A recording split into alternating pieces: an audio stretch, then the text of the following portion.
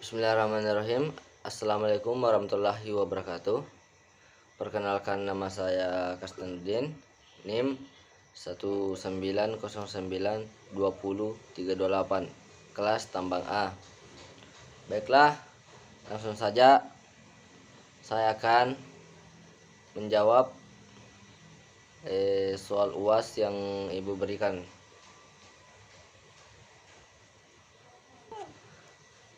Soal yang pertama yaitu bagaimana cara menyusun metodologi penelitian.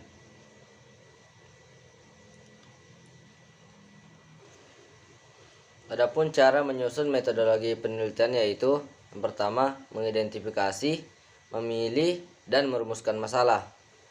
Kedua, menyusun kerangka pemikiran. Ketiga, merumuskan hipotesis. Keempat, menguji hipotesis secara empirik. Kelima, melakukan pembahasan. Dan yang keenam, menarik kesimpulan. Nomor 2 yaitu apa saja yang harus dijelaskan pada hasil penelitian dan pembahasan penelitian. Yang pertama yaitu hasil penelitian.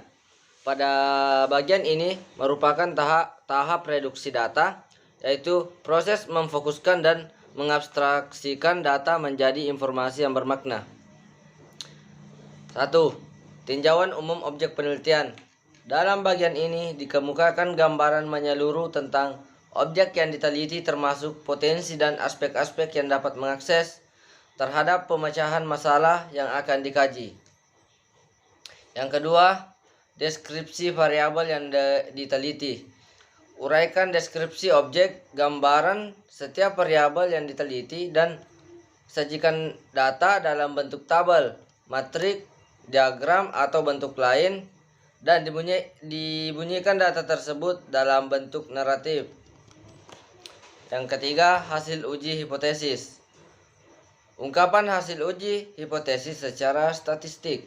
Misalnya, dengan mengemukakan hasil uji T atau hasil uji lainnya. Penyajian hasil uji statistik bisa dalam bentuk model matematik, label, bagan, grafik, atau diagram. Kemudian, buat kesimpulan-kesimpulan statistiknya atau kesimpulan hasil pengujian hipotesis statistik. Selanjutnya, yang kedua yaitu pembahasan penelitian. Dalam pembahasan hasil penelitian yang ada langkah-langkah yang pertama yaitu dalam bagian ini berisi pembahasan hasil penelitian baik secara teoritis maupun empiris, yang kemudian disintesikan dengan hasil penelitiannya terdahulu untuk mencari konvergensi dan divergensinya. Apakah hasil penelitian tersebut menyokong keberlakuan suatu teori, memodifikasi, atau bahkan menggugurkan teori? Dalam bagian ini merupakan proses berpikir sintesis antara deduksi dan induksi. Yang kedua, kemukakan temuan-temuan penelitian, termasuk fenomena baru yang mungkin muncul selama penelitian bila ada. Nomor 3, jelaskan cara membuat kesimpulan dan saran yang benar. Yang pertama, cara membuat kesimpulan yang benar. Bagian pertama, harus menjawab terhadap masalah yang dirumuskan. Kedua, kesimpulan harus konsisten dengan masalah yang dirumuskan dan yang ingin dijawab. Tujuan dan kegunaan penelitian, hipotesis, hasil penelitian, dan pembahasan. Ketiga, kesimpulan penelitian bukan ringkasan atau intisari, tetapi merupakan kaitan logis dari konsep berpikir deduktif ke arah generalisasi. Keempat, menguraikan kesimpulan penelitian bukan kesimpulan statis. Bagian kedua yaitu cara membuat saran yang benar. Yang pertama, merupakan resep dalam rangka pemecahan masalah. Oleh sebab itu, saran-saran menggambarkan kegunaan praktis dalam kurung flow up dari implikasi hasil penelitian atau dimensi aksiologi ilmu. Kedua, merupakan implikasi dari kesimpulan yang harus dapat dioperasionalkan dalam kehidupan praktis, nyata dan bukan angan-angan atau khayalan. Ketiga, uraian praktis dari saran-saran bersumber dari indikator-indikator yang diteliti, bukan di luar hasil penelitian. Selanjutnya, harus didasarkan pada kesimpulan. Harus memberi kesempatan pada peneliti lain yang akan mengungkapkan secara mendalam. Soal nomor 4. Apa perbedaan penelitian kuantitatif dan kualitatif? Berikan contohnya. Metode kualitatif dinamakan metode baru karena popularitasnya belum lama. Disebut juga metode post-positivistik karena berlandaskan pada filsafat post-positivisme. Disebut juga metode artistik karena proses penelitian lebih bersifat artistik. Disebut juga metode interpretative research.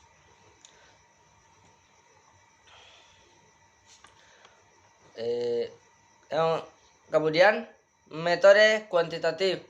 Metode kuantitatif dinamakan metode tradisional karena sudah cukup lama atau mentradisi.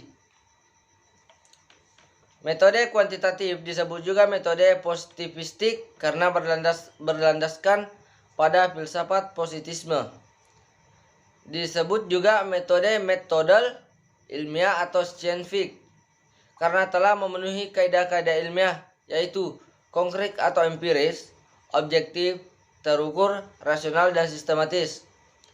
Disebut juga discovery karena dengan metode ini dapat ditemukan dan dikembangkan berbagai iptek baru. Disebut kuantitatif karena data-data berupa angka-angka dan menggunakan statistik.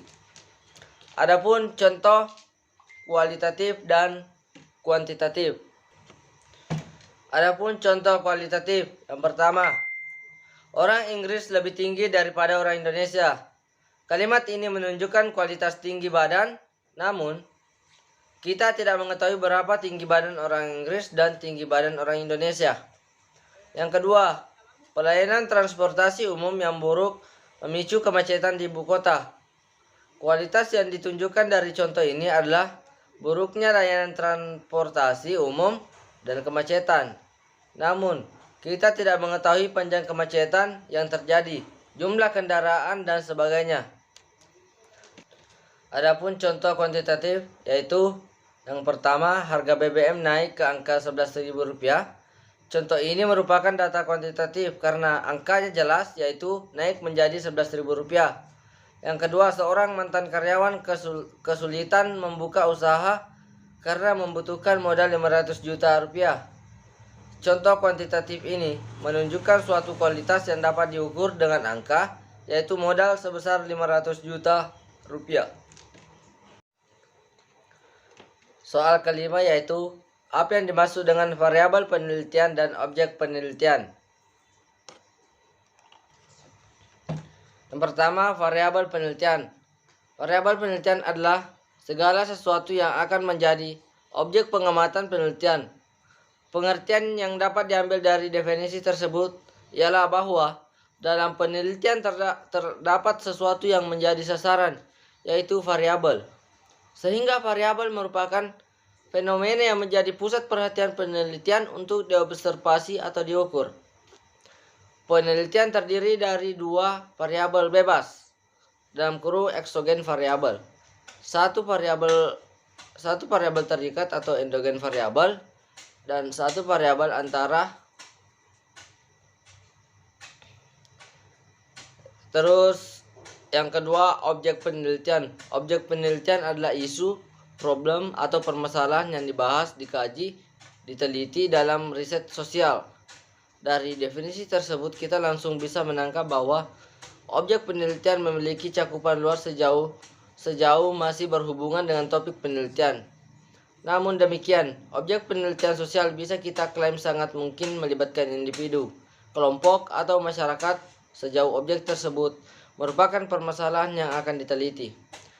Disinilah kerancuan penggunaan istilah bisa muncul dalam riset sosial. Objek penelitian adalah pokok persoalan yang hendak diteliti untuk mendapatkan data secara lebih terarah. Mungkin itu saja jawaban dari saya. Lebih dan kurangnya mohon dimaafkan. Wabillahi taufiq wal hidayah. Wassalamualaikum warahmatullahi wabarakatuh.